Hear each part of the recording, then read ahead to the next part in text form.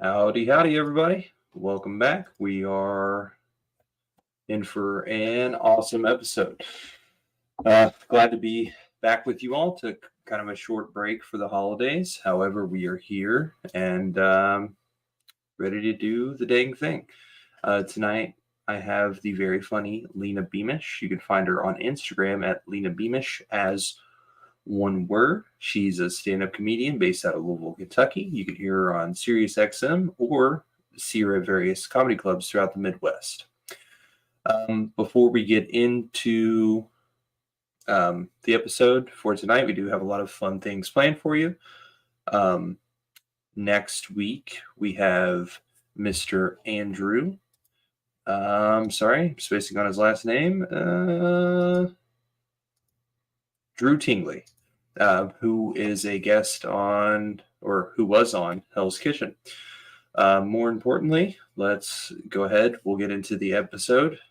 First, as always, I'm going to bring in my main man, Don. Don, how's it going? Oh, it's going great. Better than ever, really. Good to see your sunshiny face on a wonderful Thursday evening. And then coming to this screen near you right now, Miss Lena Beamish. Thank you for coming on. Thanks for having me. Yeah, absolutely. No problem. Give me 1 second here. I need to find out what just happened with my... Oh, okay. I have to turn the comments on my Facebook on, otherwise we can't see them on my screen. Sorry about that. Okay, there we go. Oh, no. Oh, no. Don't you talk to me like that.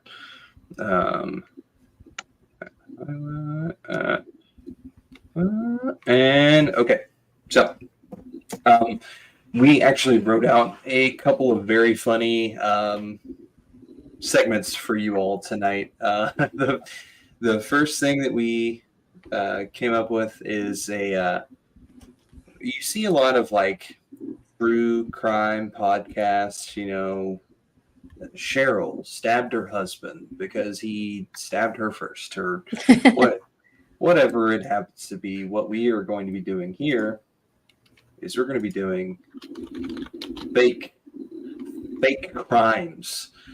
This is just I don't know, just crimes that we thought it would be funny to accuse someone of doing. Lena, do you want to read your first one first? Yes. Cat Williams accuses himself of drowning two fish. The man's never told anything but the truth, so I don't know how I feel about it. I believe in him. Vlad the Impaler arrested posthumously for illegal high stakes gambling. I'm so proud of you. Don needs a drum set so he can go boom. Yeah. Drum roll, please. All right, you can just ask him to make that noise, I guess. Yeah, just do that. There we go. All right. Very good. Jeffrey Dahmer arrested for an FDA violation when it was found that he was consuming human meat, which was not properly cooked to an internal temperature of 160 degrees Fahrenheit. That's what'll get you. It's the degrees. Mm-hmm. You got to cook those parasites out. Out of people. Yeah, True.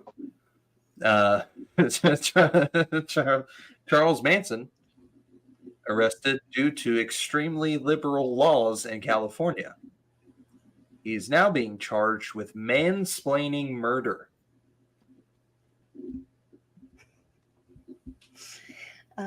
H.H. Holmes arrested for egregious building violations, not for the human torture devices, but just because he can't drywall for shit. Genghis Khan arrested for a graffiti selfie, making him the first con artist in history.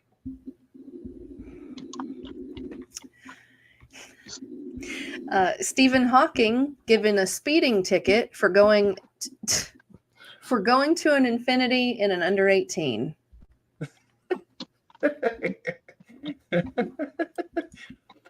Cat Williams accuses Cedric the Entertainer of being Jack the Ripper. When asked to explain himself, he said, "Why they both got the in it." That's all he said. All right, so we have another segment where we're gonna do that at the end. That's actually gonna be really fun. We had a lot of fun writing these. All right, so Lena, how long have you been doing comedy? It's been, I think, 2.5 years now. Well, I've been doing stand-up for 2.5. And before that, I did sketch comedy kind of off and on for several years, but not like continuously. Okay, so what made you, I mean, did sketch made you want to get into stand-up, I guess? Sort of. So like I always loved like stand-up and sketch growing up, and I sort of always had like a dream of being a stand-up comedian, but I was always too just like way too introverted and shy. Didn't like, like terrified of public speaking and all that. So sketch made it kind of easier to like, I could sort of organize things from behind the scenes. And it was a nice way to like write jokes and not have to be the one telling them, because that's the scary part, is like, being on stage and like saying a joke and risking not getting a laugh. So it was a nice way to be like, here, I wrote these things for you to say. And then, but then if it works, then you get to like experience like, oh, it was that line that I wrote. That was my plan all along. Right. Yeah. Right. And so I sort of just like really slowly eased my way, because I would be in some of the sketches sometimes, but most of it was behind the scenes stuff. Like mostly like stage managing, but I would write and do other stuff too. And then when COVID sort of shut everything down, like we couldn't practice sketches. And then eventually I just got like tired of not being able to do anything. So I was like, okay, well, I guess once we can do stuff again, I'll try stand up and see how that goes. And I liked it enough that I just do that now instead, because it's way easier. Yeah, sure. So your first time going on stage, where did you do that? Caravan? Is the Caravan, yeah. Okay. Yeah. What was your first true bombing? Oh boy. Gosh. I know it didn't. There was one time that was not. It was for sure not the worst I've ever done, but it was very early on. Somebody was very nice and gave me 20 minutes before I was really ready, and I was so excited to have 20 minutes. And I had done 15 minutes before and did fine. And they were like, come back and do 20. And I was like, all right, I've made it. This was like 6 months into me doing comedy. And Oh God. so like I go to this venue and I'm like, yeah, I'm going to crush it. I crushed it at 15. I'm going to crush it at 20. And, it was the same set plus 5 more minutes. It wasn't like I did a whole different set of jokes. I did the 15 that worked real well last time, plus 5 more. And so like I got up there and they did not like me. Like it was a different group, but the jokes just weren't hitting, it wasn't working. And like, any comic will tell you like 15 minutes worth of jokes goes by way faster if they're not laughing. If you don't have to pause for the laughter, it's like, oh, yeah. I have 7 minutes of jokes. Sure. So, I was like so excited to do 20, and then I did 15 and they weren't laughing at hardly any of it. And then I just like panicked and left. So I didn't even do the 20 minutes and I felt so bad. I don't think the booker like holds it against me. He just like doesn't book stuff anymore, really. So I can't, never again. It's like, but like, at least I can't say like, oh, he won't talk to me or whatever. It's just like, no, he just didn't really book anything anymore. So yeah, that was probably like my first like actual bomb. And I've had a couple much worse experiences, but that was like the first time where I was like, oh, I fucked up. Sure. Yeah. I think I've only truly, just ate shit on stage one time, because if you don't know, if you've never done comedy, there's varying levels of bombing. There's like, you get pity laughs, and that's bombing because you're not crushing it, but it's not the same as like just a true bombing. It's just no one laughs. You're sucking energy out of the room. Oh my God. And they just stare at you and they're like, I paid money for this. I'm okay. It was okay. So everyone's first time, I think, is always really good because they have like, you invite all of your friends, you're like, I'm going to finally do this thing. All your friends come out, and it really doesn't matter, like, for most people, how good your first set is, because all your friends and family are there. Right. So you just go up there and you're like, I pooped one time, and they're like, he's a genius. But like, because you're just being who you are, you don't know how to write a joke. You think that you have like 5 minutes, but you have like 3 minutes, but it doesn't matter. Right. My second time ever doing comedy. Oh no. Dear God, it was so bad. It was at a place. I'm not trying to blow up the spot. It was just kind of a weird. So basically what they did is they had a show. Like they had a full show. Okay. And then after that full show was an open mic. Okay. There was no one that stayed other than like 5-6 people maybe, and like 4 of them were comics. And like open mic comics, if you're at like not at a club, if you're just somewhere, because that's where we were just somewhere.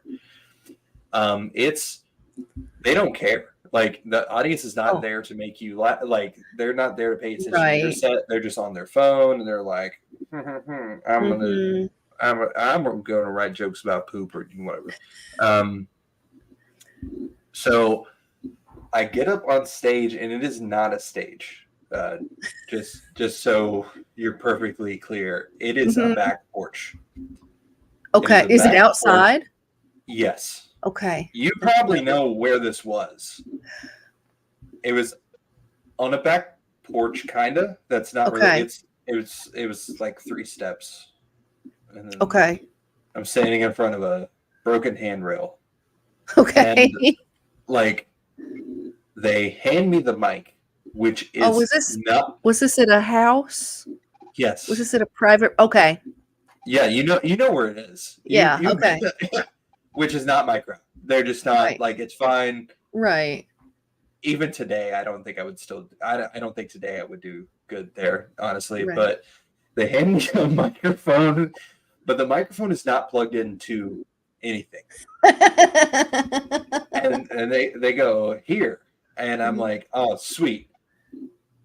Hey y'all, and my first joke used to be,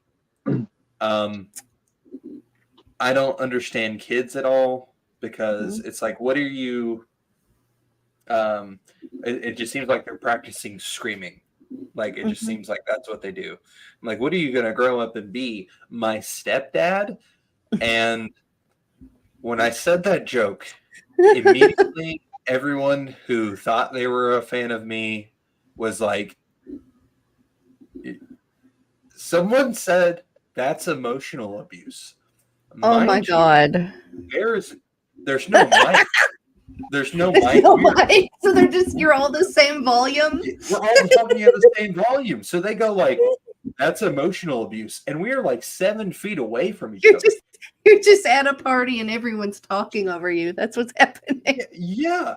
And I'm like, no, see, and then I'd like try to fall back into the set that had worked yesterday when I just did my first set, which was not good.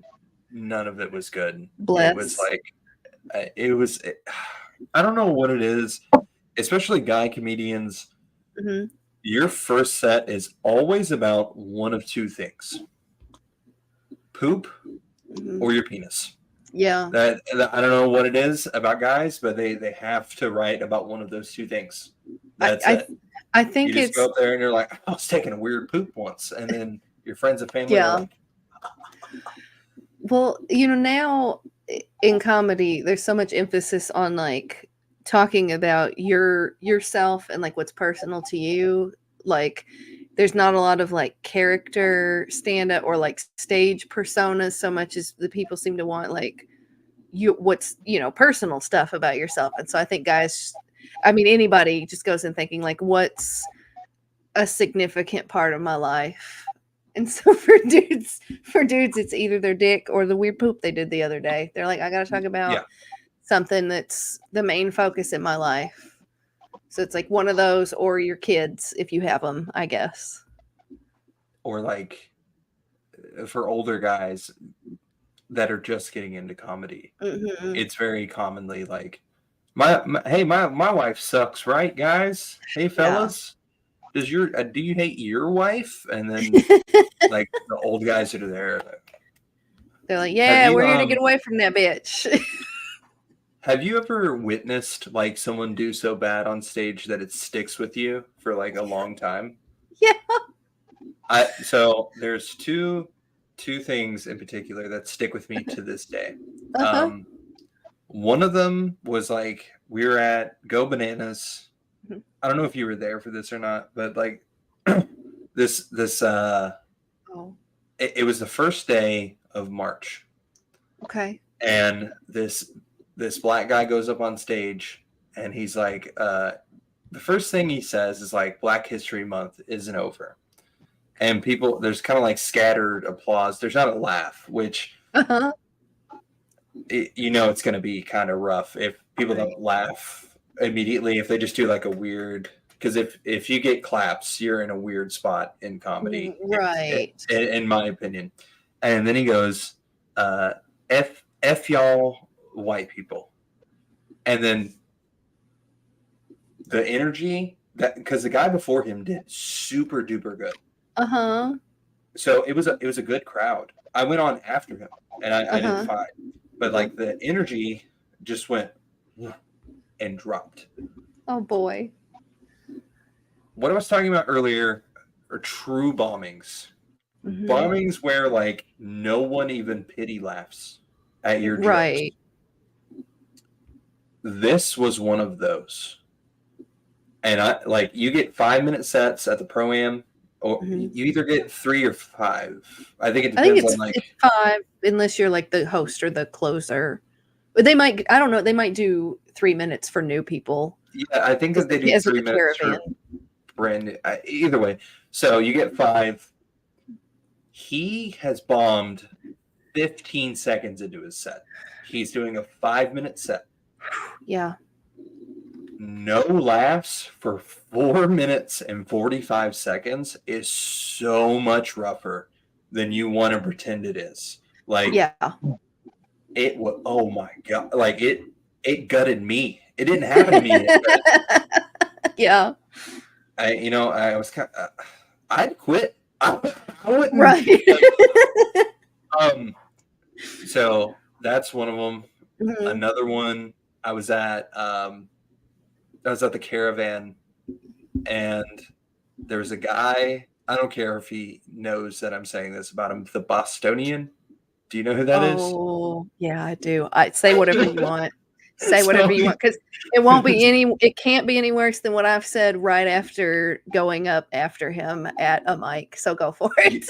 That's okay. So Bikey was headlining, right? Mhm. So he goes up on stage and he says something like, hey, fuck the Patriots, whatever. He does that super like talking. Yeah. He doesn't talk like that. But on Right. stage, he goes like, yeah. So I was parking my car next to the park, and I said, hey, what's up, Margaret? Like he acts like he's not, like, he may be from Boston, but he doesn't talk like he. So he goes up on stage and he's like, "Ah, did you guys see that Patriots game, eh?" And then he's like, "Fuck the Patriots, eh?" You know, like I'm probably doing his voice worse than he does his voice, but so he does that, and then someone's like, "Boo!" And then he gets mad because someone says like, "Boo!" Like they didn't like jeer him all the way; they just went like, "Ah, boo, boo," you know, like a little one, little boo. And Right. he goes, "Hey, you think you fucking tough guy?" And he like starts like challenging to fight this guy on stage. And then I think he kind of realizes that he looks ridiculous, so he draws it back. But then after he draws it back, he goes, and this is unprompted. No one had said anything to him. He was sitting in silence for like 30 seconds. He goes, "I'm not afraid of black people." Like, no one had said anything about black people. He just said that. Oh my God. Was it a black person that booed him? I don't even think so. He just assumed. Like looking, like who he's like me looking at stage and who he's looking at. The guy is clearly not a black guy. He just says this thing. And like that moment has lived with me for like that's the funniest thing he's ever said. Yeah, but like not for the reasons like. So my friend, Josh, my son, his godfather is a black guy, and he watched all of this happen. So now, like every now and then, we'll be having a random conversation about another thing. You know, hey, did you watch Shark Week on the Discovery Channel? And I'll be like, "I'm not afraid of black people." And he just hangs up the phone every time. Oh, geez. Yeah, I guess you said that you've had those moments where like you've watched something like that transpire. Yeah. So there's at least one. I feel like there's a second one that I'm forgetting. But oh my God, what was it? How have I? Oh, there. Okay, all right. There are two. So one happened kind of recently. It happened this last Monday, and you talking about the Bostonian reminded me of it. But so Monday it was at Planet of the Tapes, which is like, you know, more of a left leaning room, and it's wild to me. Like, I mean, I don't care like where a comedian is at necessarily, but just like the inability to read the room, to recognize like, oh, you know, saying the word retarded probably not going to go down too well in this room or whatever. Like they just don't, they get there and it's like, I don't care if you have that joke or whatever, but why would you be like, this is a good idea here at this place? So this guy gets up, and he's a white guy, and he starts talking about how don't we all wish we could say the N-word?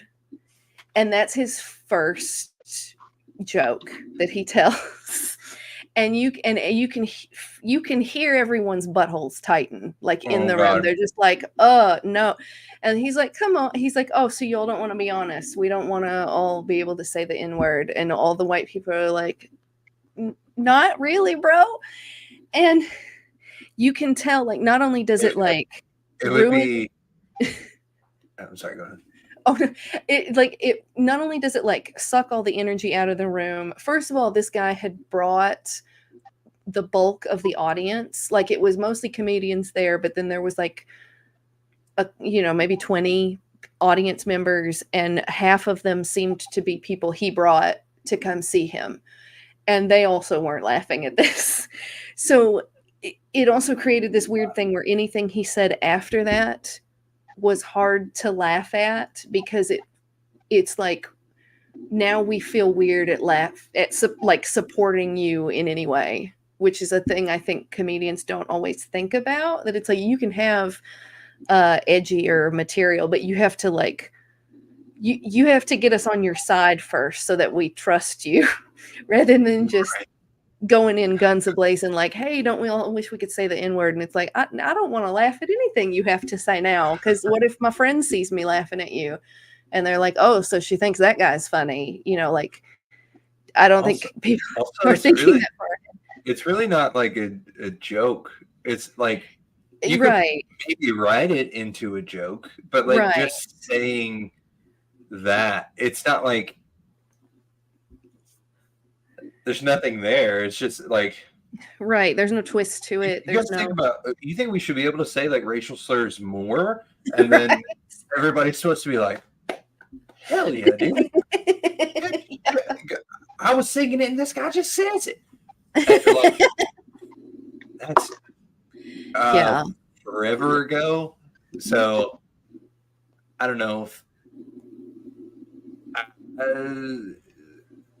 okay, so two stories. So I've always kind of had like edgier jokes. Forever ago, there was a club, or like a tavern, Millwood Tavern. Yeah. Yeah. So it's a left-leaning crowd. And someone that used to do comedy that doesn't do comedy anymore. I made a joke about myself, about because I'm Mexican, and I was like, this was like, I mean, this had to be right after Donald Trump won the election, and I was like, yeah, I'm glad that he won. I hope he deports my cousin Victor first, because he's never going to pay me that $50 he owes me.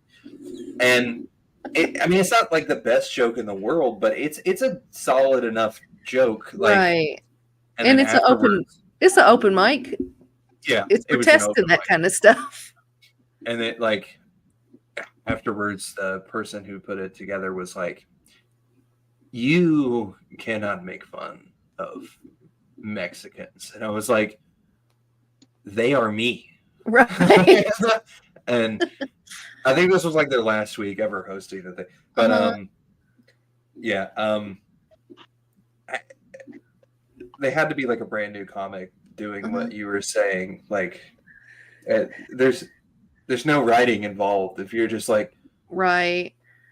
And this guy he's pretty new. I've only seen him a couple times. And like, I don't wish anything against him. I hope he learns. I hope maybe he learns not to go in guns a-blazing on that kind of material. I think it's going to be one of those things where he may not learn. Like, he'll either get it or he won't, which is how with most comics, it's like they'll either figure out that it didn't work, or he'll be doing it 6 years from now. Same. I've opened with a joke every time for 6 years. Liberal Hollywood's holding me down. The other time, which is weird because this is like on a much larger scale. So I was hosting a weekend at a club for one of my favorite headliners, and then the feature was one of my friends. So it was like a great lineup, and then like another friend of mine was supposed to do a guest spot, and it had been a great weekend. And then the headliner had a friend that was in town who was a traveling comedian, who I've never like actually confirmed this, but when I asked, how do you want me to bring you up? They said, oh, you can just say that I've been on Comedy Central. I have no reason to assume they lied, but like, so I was like, okay, so they at least made it to Comedy Central. This is like how bad can this be, giving them a 5-minute guest spot? Because the headliner was like, give him a guest spot. He's my buddy. And I think the headliner was probably thinking the same thing. How bad can a 5-minute guest spot be? And so, again, it was clearly a more like left-leaning audience and like a younger crowd. And so the guy goes up to do his guest spot and just right off the bat, like way too much energy. Like he's just like, yeah, like he's like screaming and stuff. And he's like, I'm so happy to be here and away from my wife and kids. Anybody else? And you can tell that this whole like, millennial, like childless, left-leaning audience is just like we're here to get away from our dads. Like what is this energy you're bringing? And it just proceeds to be like 5 minutes of him way over the top energy, yelling like boomer energy, kind of take my wife please style jokes. And like while this is going on, so I'm hosting, so I'm trying to like time him, I'm trying to give him the light, and he's not noticing the light, so he does like more like 7 or 8 minutes instead of 5. And like multiple people that are there are texting me like, what the fuck is happening? Who is this guy? This is so bad. So finally we get him off stage, and he was the first guest spot, and he sucked the energy out of the room so hard that there was a second guest spot who couldn't get any laughs. The feature he got like half the laughs he should have.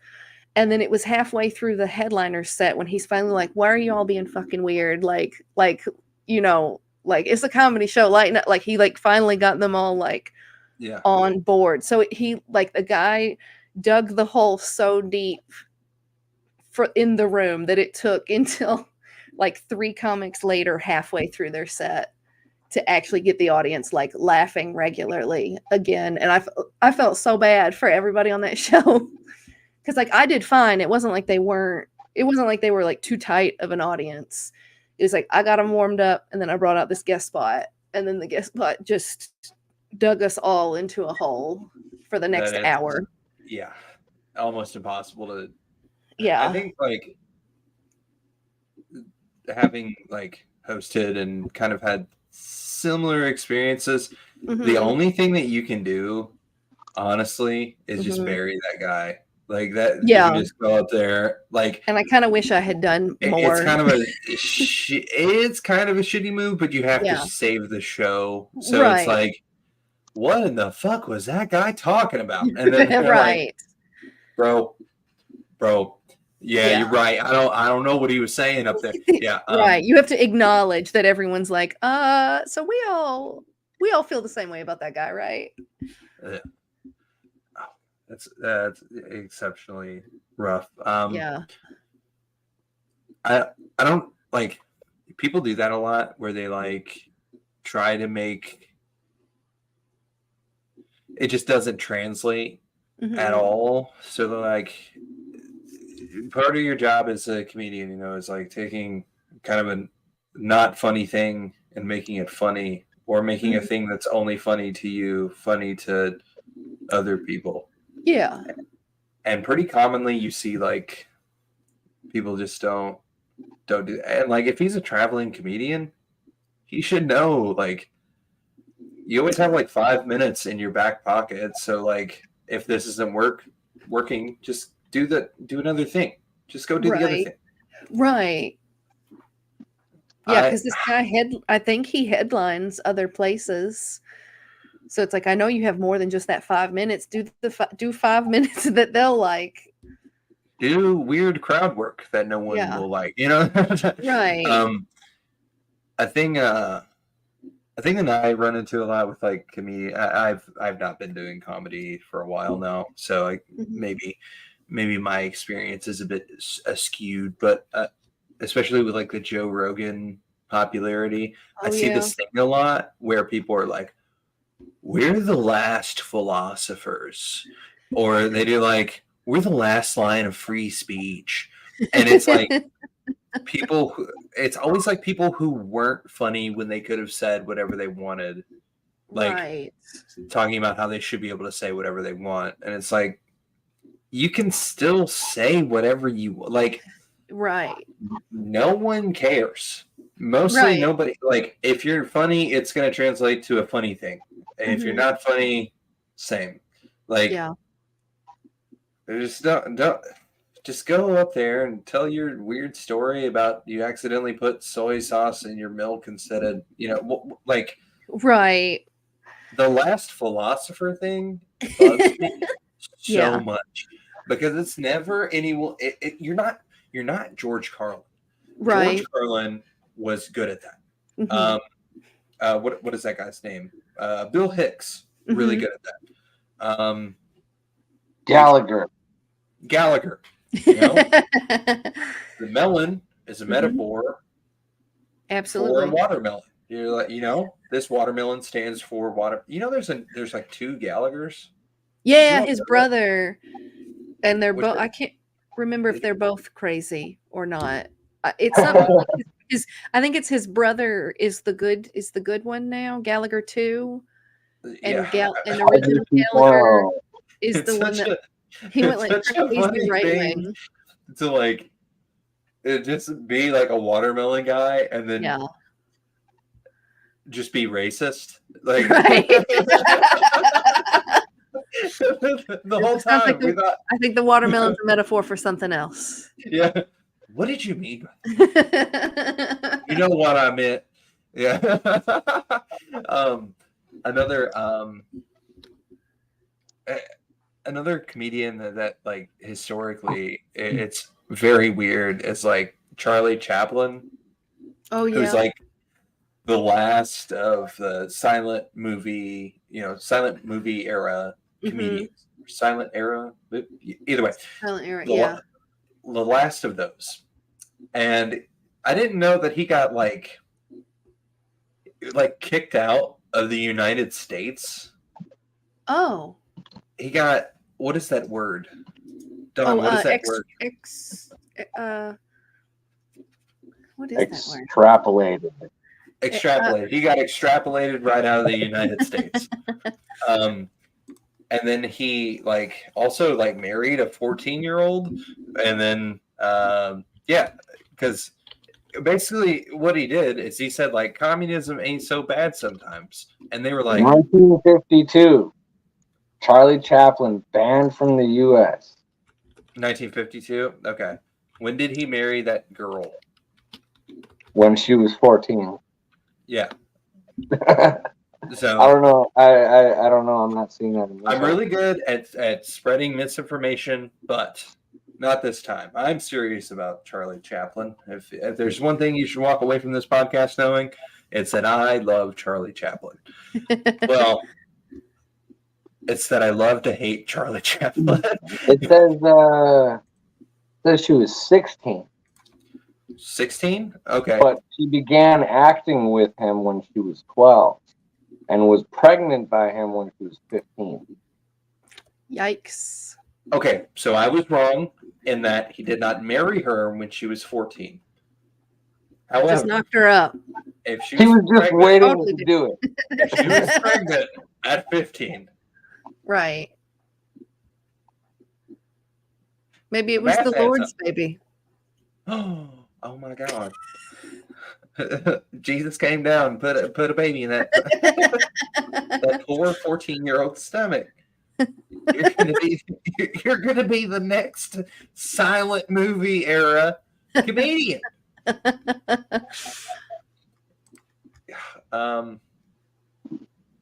What time are we at? We still have a little bit, so I'm gonna hold off on the roast.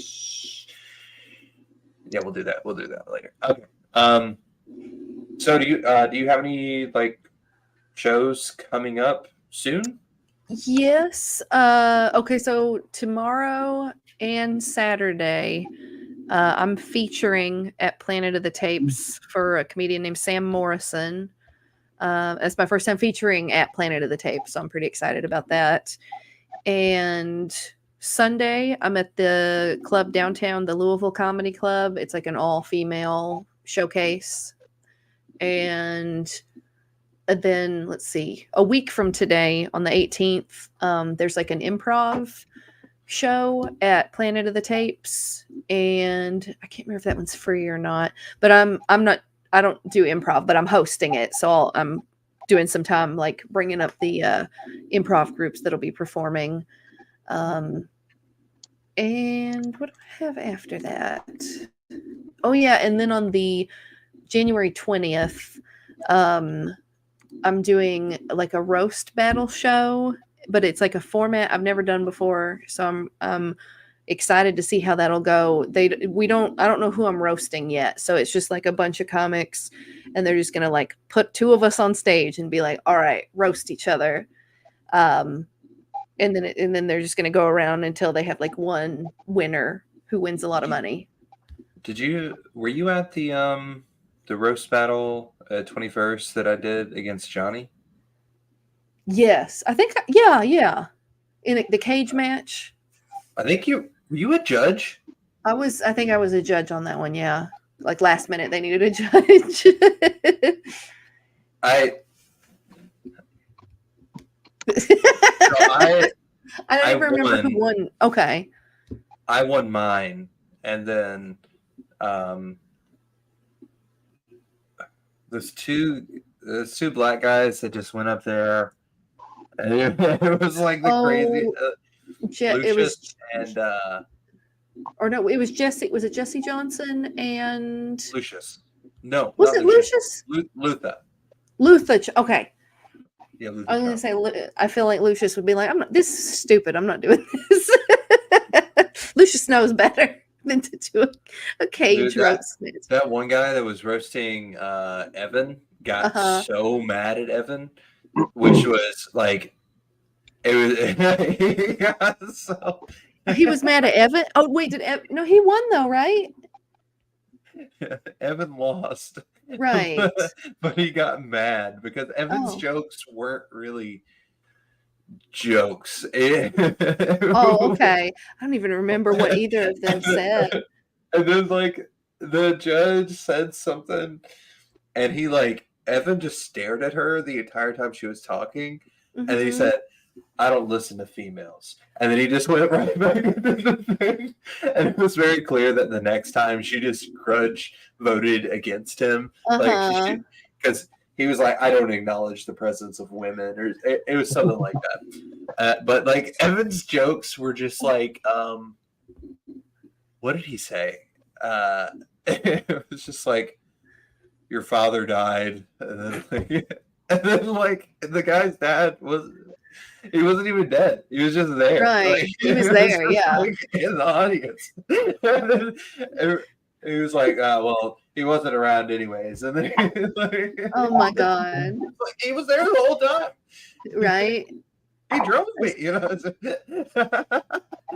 It's so funny because I think there's like different types of there's different things expected at different roasts. And when it's like cage match, you know, with that timer and stuff, I think it's like and like we're throwing popcorn at who we like or don't like or whatever. I think the expectation is like the lowest, like lowbrow stuff where it's just like, yeah, well, your mom's a slut. Bam, your turn. You know, they just want something where the audience can go, oh, and start throwing popcorn at people. I still have, yeah. Oh my God, I still have these jokes. Oh, you still have the jokes you wrote?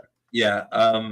I said Johnny is a 30-year-old who looks 40 and acts 20. In short sleeves, who looks like a Sailor Jerry bottle got attacked by a bunch of bees. What this? You could best describe Johnny as 2 catalytic converters away from a decent haircut. That's such a good joke. That's on YouTube, by the way. If you all like that are watching this want to look it up. It's on Johnny Woods versus Andrew Riggs roast battle. I think Johnny uploaded it.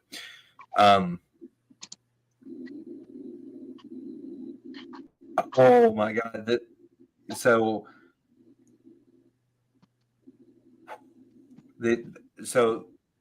you have 2 last jokes. It's an instant death. Okay. It's basically like whoever the last 2 jokes hit the hardest, you win. You know. And these are my favorite roasts I think I've ever written. So I'm just going to read them. You all can watch it still. But Johnny's podcast and its views are like the people around him that have died from heroin overdose in the low 20s and don't have any sponsors. Damn.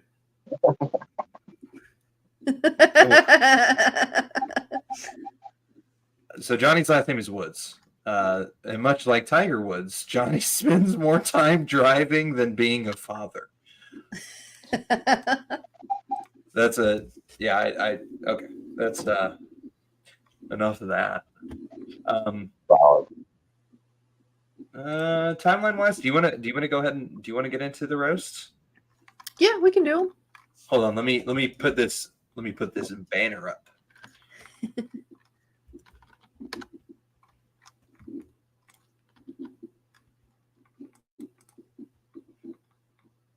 Where is the? Oh, here it is.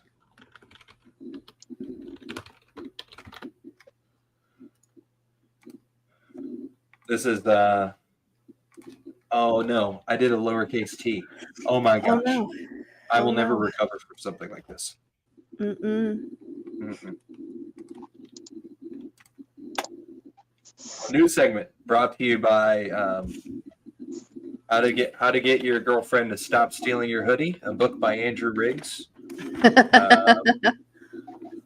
It just says "lol psych, that shit is gone, bro." I forgot I wrote this. This is not brought to you by that. But if you want to, go check out Flame and Flagon, FLAMEAND, That is my wife's candle company. She has a lot of stuff on sale. Don has some stuff. Don, do you like your stuff that you have? I can attest to it. The first time I wore the beard oil, I wore it to a Christmas gathering. 3 separate people asked me why I smell so good. Nice. If you know Don, people don't just accuse him of smelling good all the time. All right. Yeah, it's not common.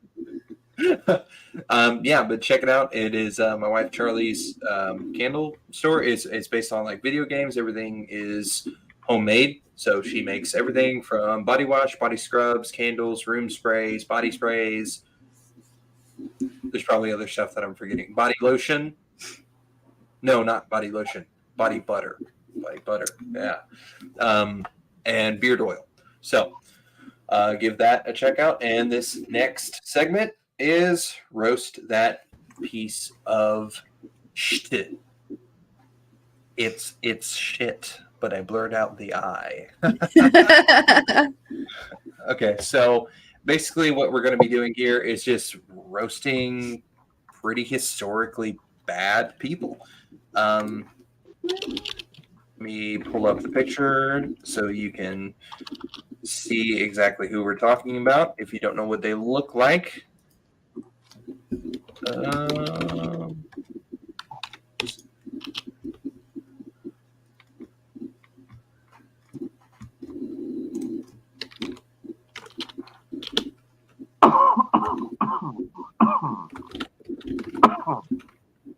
Oh wait, let me change this.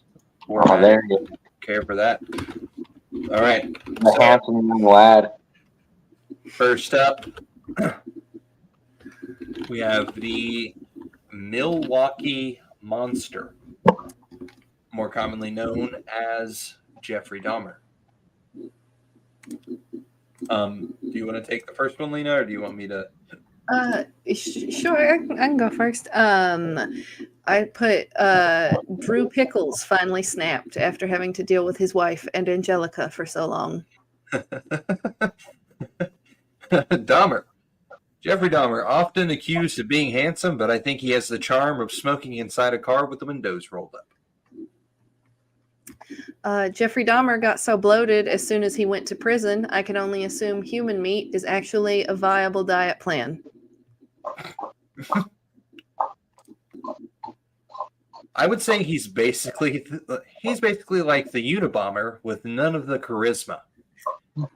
Ted Kaczynski, if he were into Craigslist dating. Jeffrey gets a bad rap, but we have to give credit where credit is due. He is one of the biggest fashion influencers on at least 2 open mic comics in every local Midwest comedy scene. They always have classes like Jeffrey Dahmer. It's hard to tell if he looks like an 80s dad or a 90s lesbian. both. That was all my roast, by the way, for Jeffrey Dahmer. Oh, I got two more. Jeffrey Dahmer looks like if a foot job were a person. He had a 145 IQ and still couldn't figure out his haircut. The next one is okay.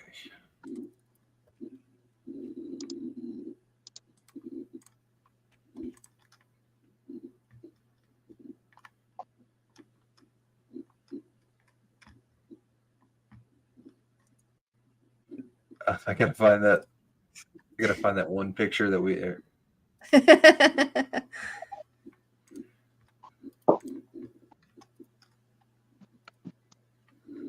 Okay, here we go.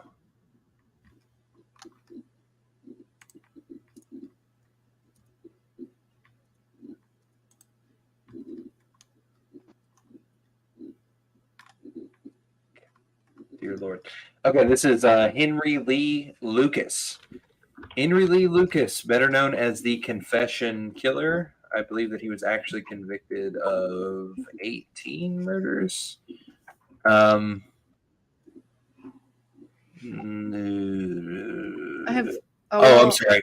He was confirmed to have killed 3. He claimed over 250. Mm-hmm. Hold on, I need to zoom out on this picture so you all can understand. We don't want to be that close to him. Back up. Yeah.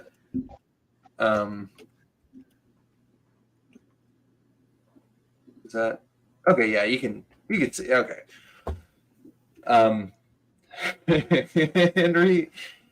Henry Lee Lucas, better known as the Hills Have One Eye.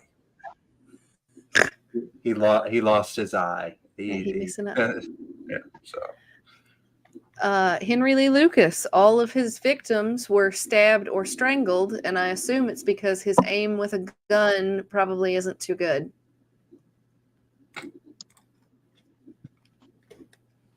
Henry Lee Lucas has less teeth than murders.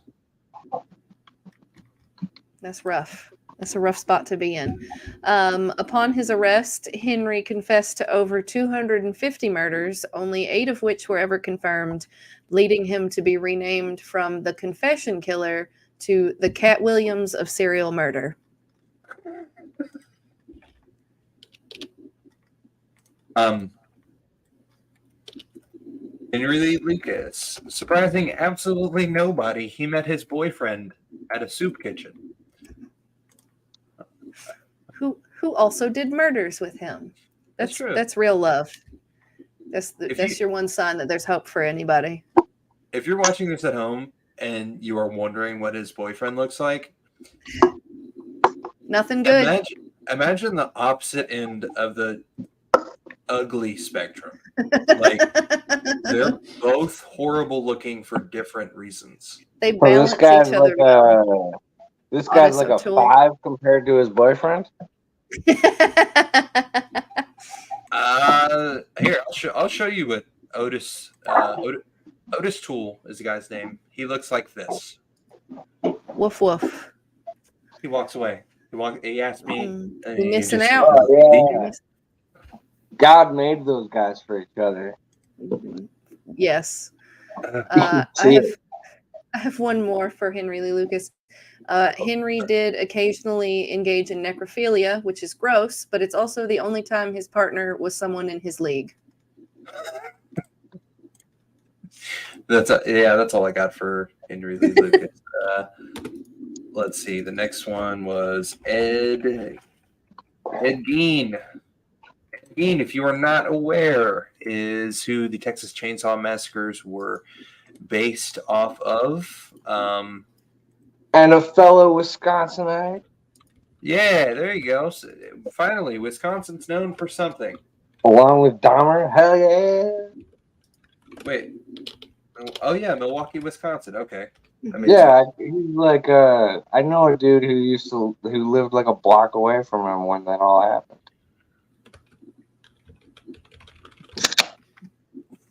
Wait, from Dahmer? Yeah. Down in Milwaukee. Milwaukee's like a 40-minute drive from here or something.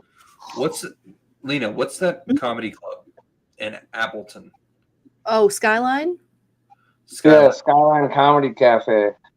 I hosted there like a Uh-huh. while ago. And Appleton's like an hour north of me. Milwaukee's like 40 minutes south of me. just so you know, Leah, if you are Uh-huh. ever in the state of Wisconsin, Uh-huh. don't make any jokes about Jeffrey Dahmer because there very, very well could be someone who Yep. was related to one of the victims. Yeah, that makes sense. Did you get you get in trouble? I got to Did you talk get to him. Oh no. Oh no. At first, I was like, no. But then I was like, oh. Any other Applebee's in the world, Mhm. that joke would have crushed. Not that one. Okay, so Ed Gein, he is who the Texas Chainsaw Massacres were based off of. Murderer, suspected serial killer, and something called a body snatcher. A body snatcher, if you do not know, is someone who exhumes or unearths corpses. He was making like lampshades and I don't know, fucking brake pads. So he was doing a lot of stuff with these body parts. So just so you know, the first joke that I'm about to tell you, it's not going to be for everybody. But no joke is for everybody. Yeah. I think he looks like Rob. If he looks like if Rob Halford from Judas Priest wrote a song called "I Sell My Plasma for Painkillers." Whoever gets that joke is going to be thrilled, and then other people are going to have to do like they're going to have to Google things. Oh, I put he looks like somebody AI generated a real life Homer Simpson, and this one has an affinity towards much grosser looking donuts.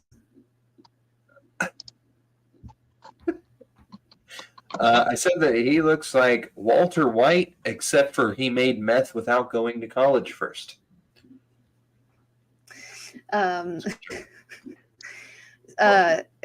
Some people can pull off a hat, but only Ed Gein can pull off that hat while pulling off your skin. Oh, very good.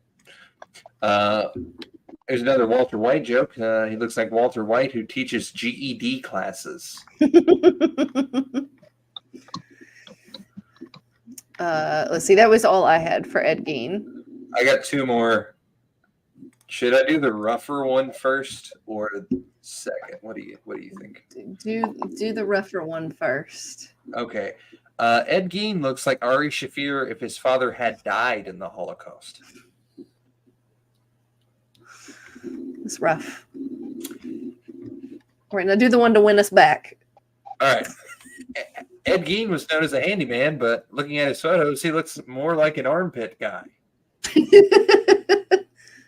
It's a solid joke.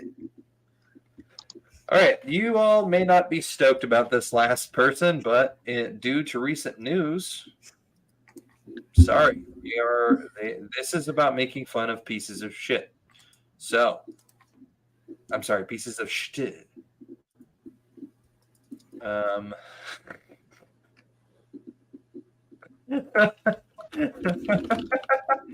They don't really know what's about to happen. Okay, God, this is a rough picture.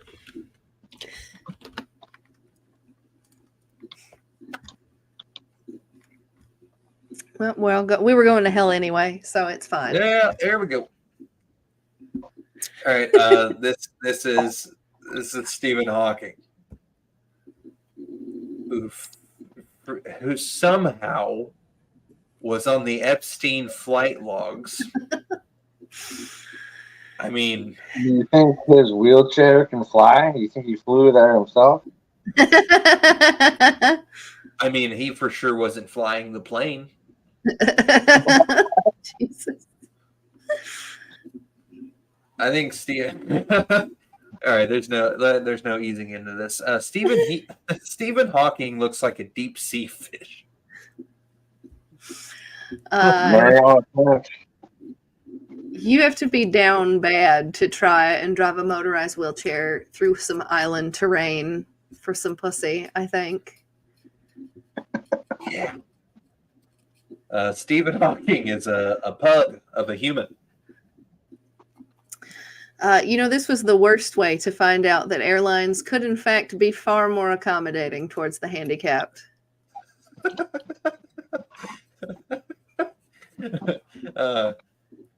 Stephen Hawking is the first predator that couldn't drive his own windowless van. I think he. Oh, okay. I have two more. One is I think he just wanted a partner that's the same height as him. And then my last one is I don't think it was sexual. I think he just needed somebody young enough to help him troubleshoot his wheelchair, like that uncle that always needs you to reboot his iPhone. That's it. That's good. Yeah, we do. I had a lot of fun writing these. We got Lena's gonna come back on for another episode. We got actually two more fun things that we're gonna do, or some more fun segments that we're gonna work out. So this weekend you are at Planet of the Tapes. You're featuring, and then next weekend you are where? So Saturday it will be at it's the same place we did a show there, that WMME Hall, which is on Fern Valley Road. WWME. WWME, thank you. Yeah, and it's just a giant roast battle with like 20 different comics. So yeah, that one, and there's like a wide variety of comics too, and we don't know who we're roasting until we get there. So it'll probably like a fun draw names out of a hat. Yeah. So hopefully, I don't know. I'm always torn between like dressing differently for those roast battles, just because visually I think I'm easy to roast. So I was like, I'm gonna wear all black, and they'll have nothing if they don't know me as a person. They'll have nothing to roast me for. What do you got now? Not a thing. Actually, I wanted to talk a little bit about, like, I've seen some creative ensembles throughout my tenure, I guess, as a comedian. However, I have to give props where they absolutely due. There is 1,000 windows open. I'm sorry. No, but Lena's like costumes are always like. Do you mind if I like show them on screen? Yeah, go for it. Well, too bad. I'm gonna. So this is my Stephen Hawking costume. I try to be as no. Did you make this wheelchair? I built it out of foam board from the Dollar Tree. I'm trying to look at you with all these comedy flyers. Doing all this comedy. Okay, so I'm trying to find like what is this? This is you as Barbie? Oh yeah, I believe. Yeah. I did. This is you as Barbie. Yeah. And then there was like another one with you in the box as Barbie. These are all towards the.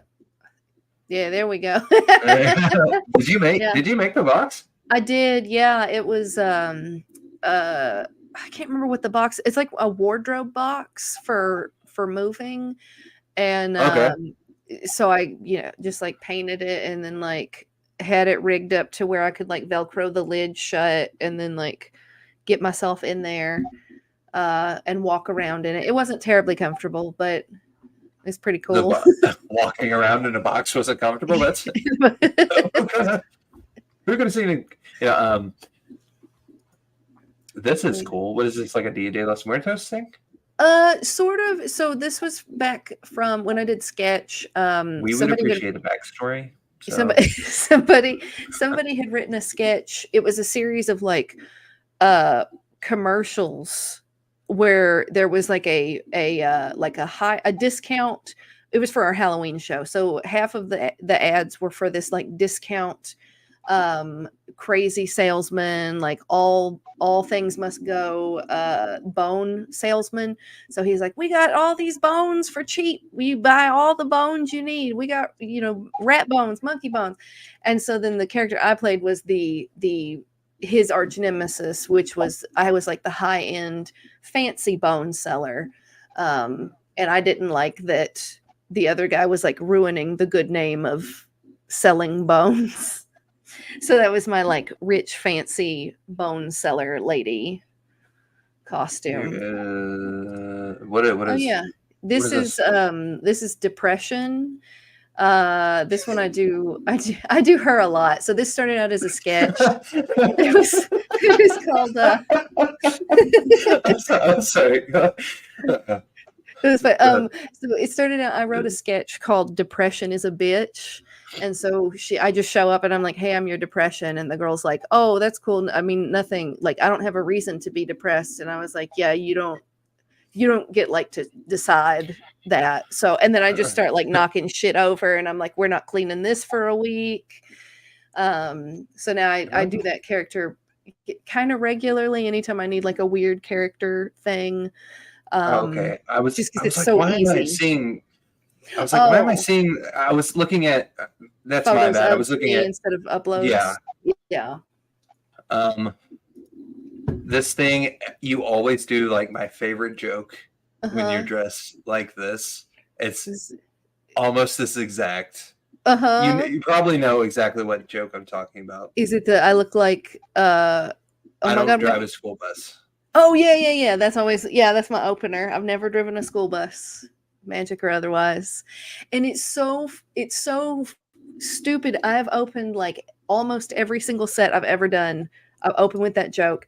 And if they don't laugh at it, I'm screwed for the whole set. And I don't know why. Because it's not like that joke. I mean, it's a good joke. It's a good way to like test the room. But anytime I've not gotten a laugh off that joke, I'm just like, oh, this whole set's going to go bad. And it always does. And I mean, it might be like a self-fulfilling prophecy, but it's still just like, why is it like if they don't laugh at that, they don't laugh at anything I say?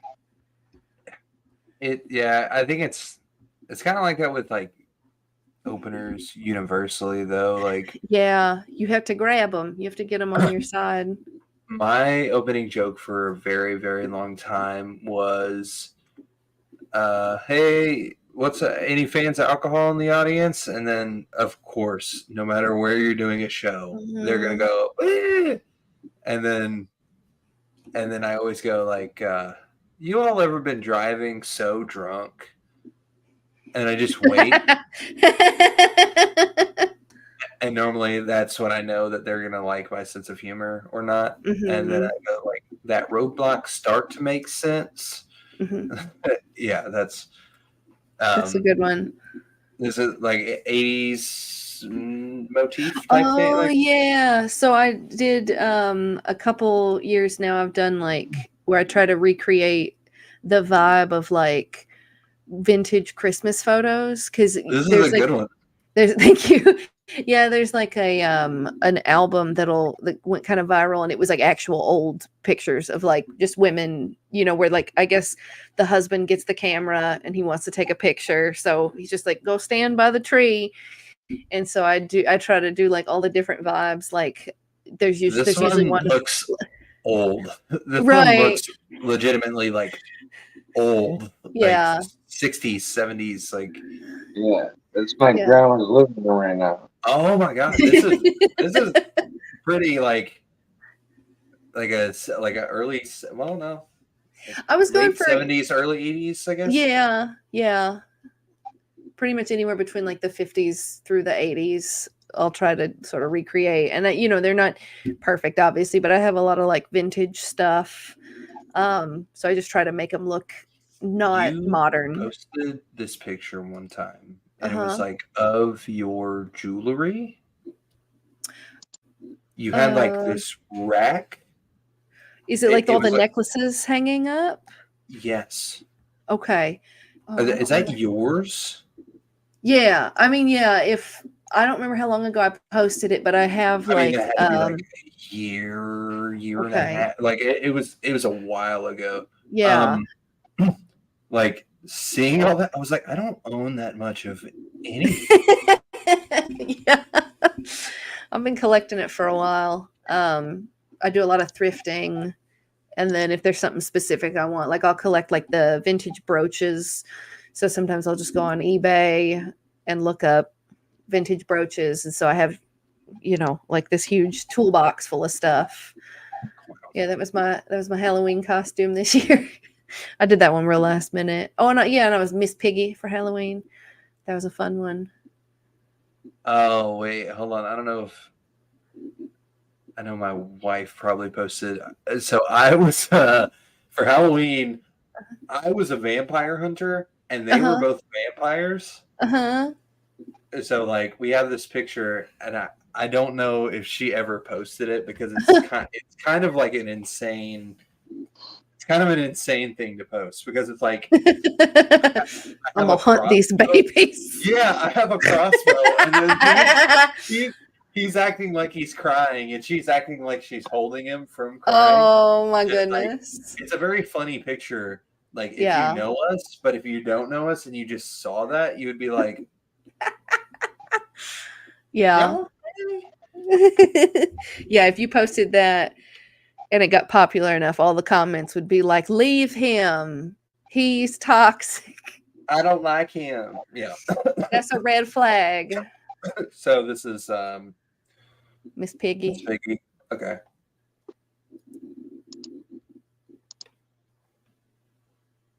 Are you dressed like a Barbie? So this Oh, is that's Molly, the American Girl doll. Um Oh yeah, it is. so yeah, that was for the roast of Barbie. I got to be Molly, which was a the doll I roast. had growing up. Oh, So I had, I guess that's what this is. yeah. The roast of Barbie. Yeah, there you go. Are you into American Girl dolls?